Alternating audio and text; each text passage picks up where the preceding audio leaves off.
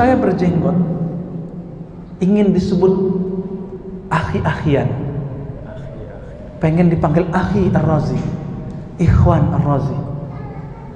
Tertegun ketika ketemu seorang syekh dari Mesir, namanya dulu ngajar di ma'had kita 2 semester, Dr. Syekh Abdul Bashir Abdul Mu'ti, ahli lughah, ahli tafsir. Apa kata beliau ketika saya tanya, Syekh, tudarris fi ma'had kaza wa kaza, saya sebut, Anda kan ngajar di ma'had ini, itu ma'hadnya kan orangnya berjenggot, manhajnya ini dan ini dan ini, wa anta ma'indaka lihya, sedang engkau nggak punya satu lembar pun nggak ada satu bulu. Apa jawaban dia? Dia lihat jenggot saya yang sedikit ini ya. Ya Ar-Razi, ana la utillu lihyah khaufan bihim. Aku tidak memanjangkan jenggot karena aku takut dihujat tidak semanhaj dengan mereka. Aku pun memanjangkan jenggot bukan juga ingin disebut ustaz. Aku kalau mau memanjangkan jenggot karena aku cinta Rasulullah, tapi cintaku belum kuat. Dia bilang gitu, ya. Jadi ya sudah, aku begini aja dulu. Tapi dalam hati aku cinta Rasulullah Sallallahu Alaihi Wasallam. Bab sederhana, nggak sampai bilang kalau nggak berjenggot nggak halal, nggak usah terima khidbahnya. Waduh, kacau sekali ya. Kalau begitu kapan nikahnya? Yang berjenggot di Indonesia ini kan cuma berapa? Apalagi Pekanbaru ini dihitung cuma berapa? Ternyata Imam Bukhari naruh jenggot di bab zina. Zina itu penampilan, wal libas, pakaian. Yang ingin ngikuti Nabi lahir batin, penampilan semua, berarti cintanya sudah full. Silakan ikuti jenggot Nabi. Ikuti Nabi kadang-kadang, jadi sekali seumur hidup panjangkan rambutnya segini. Saya berniat sekali seumur hidup, supaya di Sahih Bukhari dikatakan rambut Nabi menutupi separuh telinga dan sampai ke apa namanya ini? Punuk onta. Ya. Ini onta apa manusia ini? Ya. Yaudah gitu deh namanya ya. Kekurangan kosakata kita ya. Sampai menutupi. Tapi jangan lama-lama. Kenapa? Zaman sudah berubah. Itu namanya sunnah urfiyah. Sunnah tradisi Nabi saat itu. Baju keren ya begitu. Penampilan keren yang begitu. Jenggot udah. Tapi rambut belum, jangan sok sunnah dulu. Ya. Nabi itu pakai sarung, pakai celana. Saya hari malam ini udah capek, 3 hari pakai gamis. Sekarang pakai celana. Ya. Kenapa? Jadi ada siapa nih? Mana Syekh Rasid ini ya? Yang cilik. Dia bilang, saya kira Ustaz Razi itu berjenggot panjang, putih separuh, berserban tebel, terus pakai rida, selendang, seperti habaib para masyaikh. Saya ketawa aja. Ya, kadang saya begitu pakaiannya, tapi saya lebih nyaman pakai ini. Nggak ribet, muter-muternya nggak ribet ya. Namun kalau ingin mengamalkan sesekali, tafadhal, kita punya sanad serban. Kita punya sanad Pak serban. Ada, alhamdulillah. Tapi sanad jenggot ada nggak? Ada sanad jenggot. Nabi itu kalau baca hadis lagi megang jenggotnya. Ada hadis yang musalsal namanya billihyah.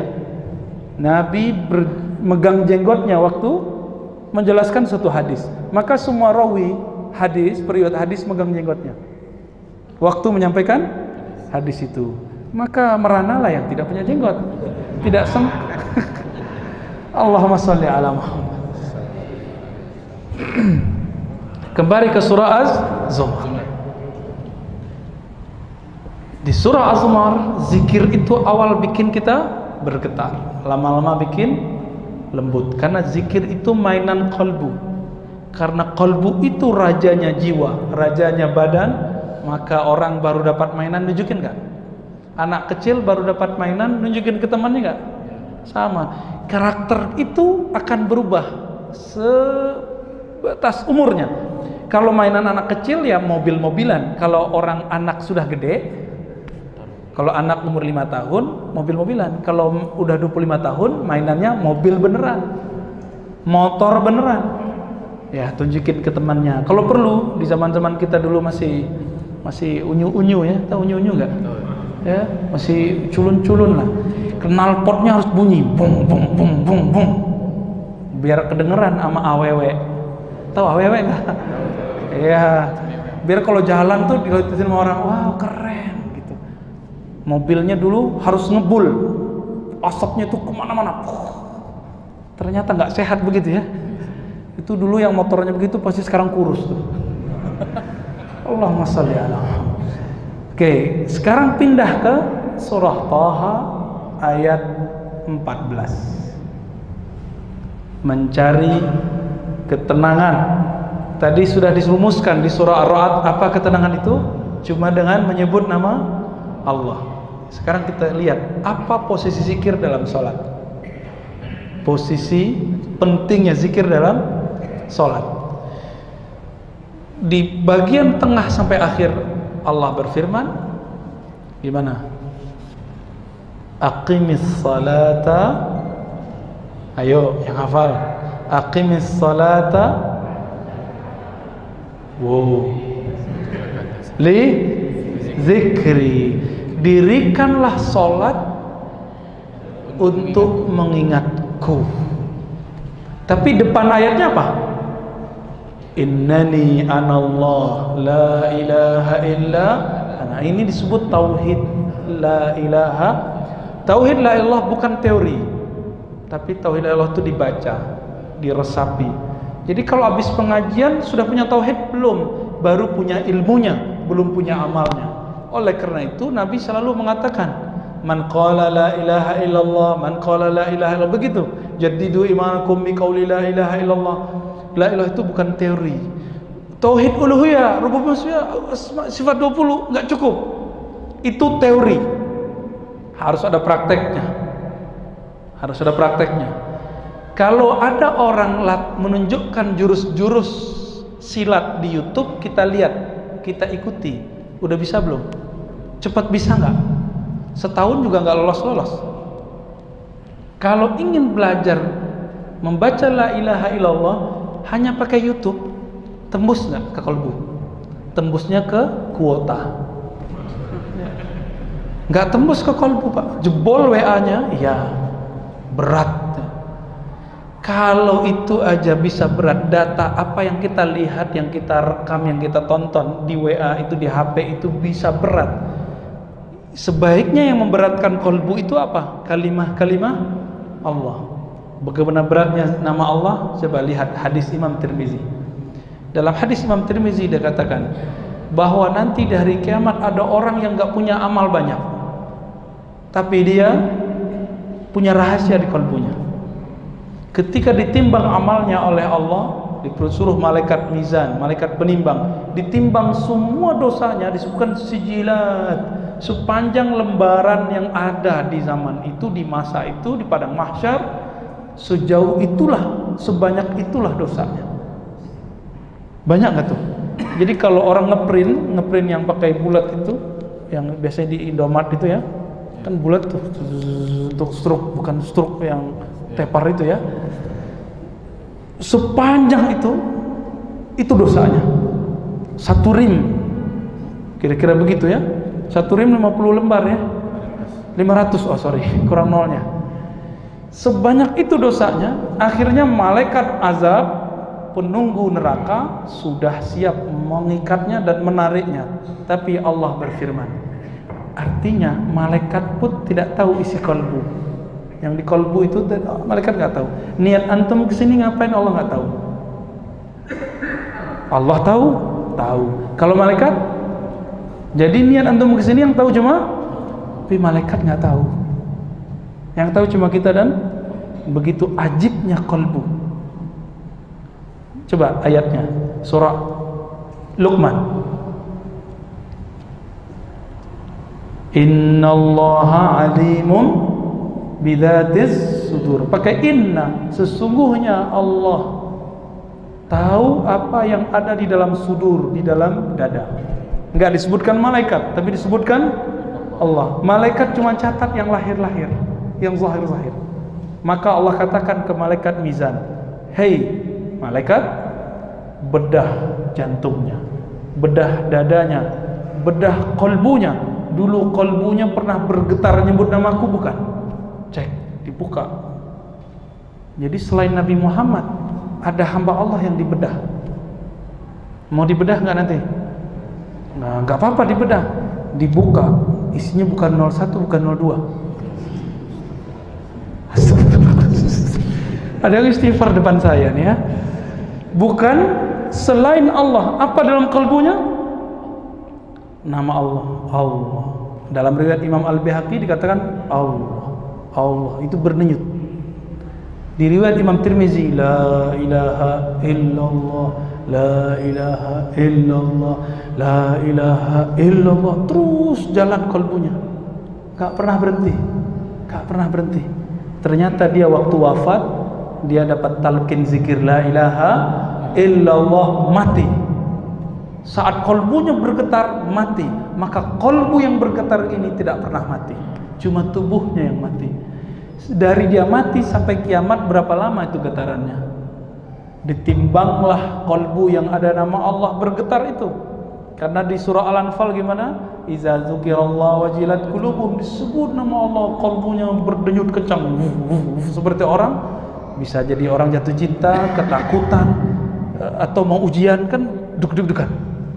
Yang kemarin ikut ujian CPNS, deg-degan kan? Ada yang tangannya udah letoy duluan ya, udah gemetaran, nggak jadi, salah terus mencetnya. Saya nggak pernah ikut ujian, jadi nggak tahu. Ya. Mau meramar, getaran kolbunya sampai ke lidah. Akhirnya ngomong, manggil mertuanya Mas.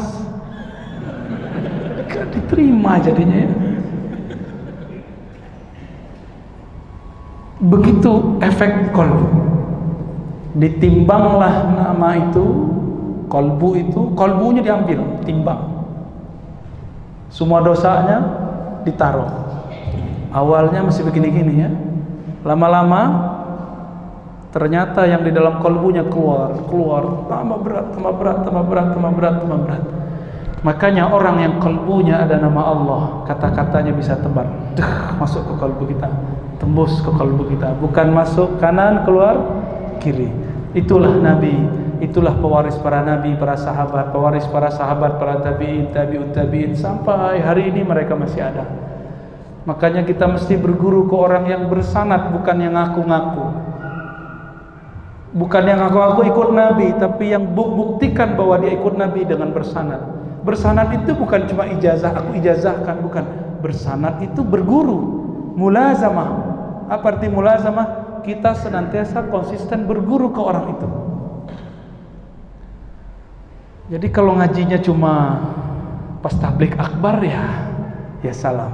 Ini tempat mengingatkan saya ke sahabat saya, siapa ya? Ustadz Zulhendri ya. Itu orang alim, masih muda, ilmunya luas melebihi umurnya. Silakan disemarakkan. Ini inisiasi beliau kali ya, tempat begini. Emang beda Pak, kalau duduk di atas begini itu rasanya beda.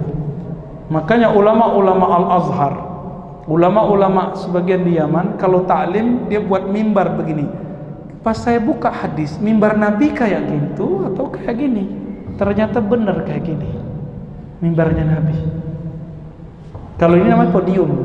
Podium itu dulu punyanya orang Yahudi Nasrani yang Nabi buat ini. Tapi boleh nggak pakai podium? Ya boleh, kan itu peradaban, bukan masuk ke syariat. Nah silakan mulazamah ke beliau. Tadi ada Ustadz Al-Nof ya, mulazamah ke beliau. Masih banyak ustadz-ustadz di sini yang mau ngaji kitab. Karena tidak semua sempat nyantri, sudah telat kan, umurnya udah lewat, nggak boleh kan disuruh-suruh push up. Kau telat sholat, push up. Nggak bisa begitu lagi Pak. Dulu saya awal-awal jadi ustadz. Nah, ini bukan masih awal juga ya. Awal-awal jadi guru, jadi ustadz, jadi dosen, itu galaknya bukan main. Karena belum dapat hadis musalsal birrahmah, hadis musalsal dengan kasih sayang ke makhluk Allah. Ada yang ngantuk dikit, saya bilang anta kum, berdiri sudah, ya. Nggak jarang saya usir. Kamu main-main ya. Kita lagi baca hadis, kamu kok baca buku selain hadis? Ukhruj.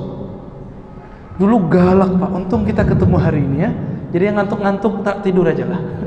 Tapi nggak ada ngantuk nih, alhamdulillah ya. Alhamdulillah. Kolbu begitu. Dia kalau sudah terus ditempa, lama-lama dia tambah halus. Coba ini filosofi, belajar ke alam, karena Allah mengatakan siru fil ard, jalanlah di muka bumi. Itu ayat tertulis. Ayat tak tertulisnya apa? Kalau kita lihat orang ngasah sabit, masih ada nggak orang yang nyabit rumput sekitar Pekanbaru? Udah susah ya. Wah, belagu, sok kuto ya, seorang kota. Coba kita keluar Pak, lihat. Di situ ada orang nyabit rumput pakai sabit. Kalau agak sedikit susah narik rumputnya, terus diapain? Diasah. Ngasahnya, asahannya ada dua, ada yang halus, ada yang kasar. Kalau dia pengen cepat, dia pakai yang mana? Pakai yang kasar dia. Tapi kalau dia pengen lama tahannya, dia pakai yang mana? Tapi lama nggak ngasah pakai yang halus? Boleh cepet-cepet nggak? Enggak, emang halus juga, halus. Bahkan kadang nggak bunyi. Tapi kalau yang kenceng itu, yang kasar itu, ya bunyi deh. Begitu Pak. Orang yang baru dapat ilmu kajian baru itu kasar-kasar ngomongnya kadang. Kita semua begitu. Kalau kata teman saya, ikhwan khuruj, jemaah tabligh, ngejos gitu. Tahu ngejos nggak? Ya kayak bukan jos yang minuman penguat itu. Lagi jos, lagi semangat. Kalau kata teman kita ikhwan muslimin, lagi ghirahnya tinggi dah. Apalagi tuh ghirah, semangat. Ya. Kalau orang pesantren hamasah, wahimmah, semangatnya lagi melangit dah. Emang nggak bisa dihadang itu. Itulah kelebihan anak muda. Tapi kalau anak tua dapat kajian keras, kita lihat mukanya, kita udah kesal duluan Pak. Lah bapak ini udah bau tanah, masih aja mau cari masalah di masjid ya. Mau nyalahin kita aja. Nah, tapi sabar Pak, dia badannya tua, tapi ilmunya kan masih muda. Nanti lama-lama dia capek. Saya udah ketemu ratusan orang yang curhat, mengatakan, Ustadz saya dulu keras, orang kayak Ustadz nih habis saya hina. Terus kok Bapak nggak hina saya? Oh kan dulu Ustadz ya.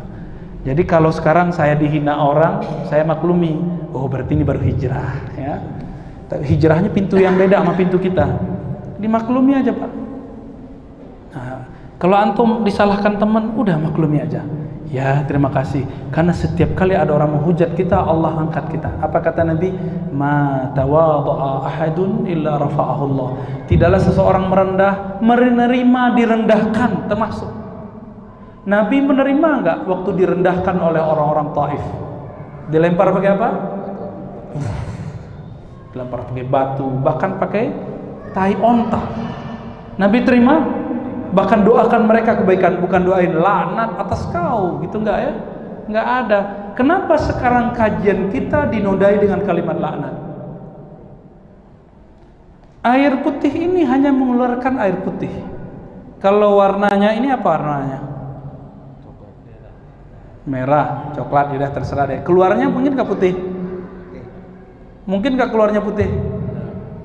Kalau air kopi di dalam gelas keluarnya kopi hitam atau susu? Kalau di dalamnya toilet keluarnya apa? Kosakata toilet, najis, apalagi? Oh, ngomong-ngomong kotor ya, vulgar. Kalau di dalamnya ada kebun binatang, keluarnya apa? Guguk, gitu ya. Gajah, mending gajah, gede. Ini disebut apa? Harimau, babi, Allahu Akbar. Babi mah haram. Ya, kalau di dalamnya ada kebun binatang, keluarnya nama-nama binatang. Apa di dalam kolbumu? Coba goyang, tadi mau jatuh ya. Kita goyang teko, kita goyang gelas, keluar isinya. Jika isinya nama Allah, Asmaul Husna, keluarlah nama itu. Jika isinya kebun binatang, keluar satu-satu. Gugu, kalbun, mending kolbun, ya, mending nama si dia, ya, dia Allah maksudnya. Tapi ini yang keluar apa? Dikasih pertanyaan dikit, ustadznya sensitif, langsung keluar kalimat-kalimat tidak pantas.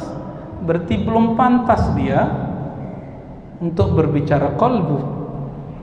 Itulah problem kita hari ini. Fanzur amman ta'khuzuna dinakum. Maka perhatikan gurumu, pilih gurumu yang benar-benar, yang lahir batinnya mewarisi Rasulullah sallallahu alaihi wasallam. Jangan hanya sorbannya, jangan hanya kopiahnya, bajunya, celananya, betul akhlaknya semuanya. Ada orang cantik duduk samping kita di bus.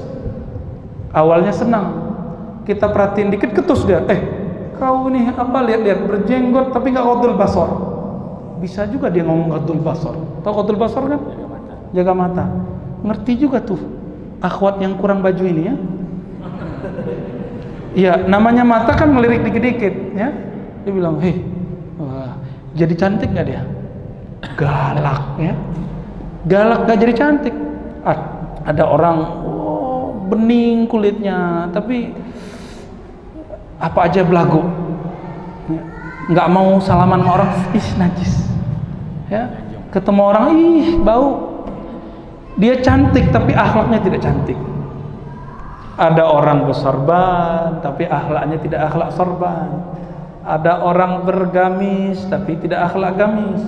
Ada bersarung tidak akhlak sarung. Bukan melarang pakai, ya. Bukan melarang nggak pakai baju, bukan. Nanti yaudah Ustaz, saya nggak pakai baju aja, bukan. Maksud saya, kalau cari guru jangan tertipu sama pakaian. Li'annal ajabu fil libas, kekaguman terhadap pakaian cuma sampai dia ngomong. Kalau dia udah ngomong ketahuan isinya apa. Ya,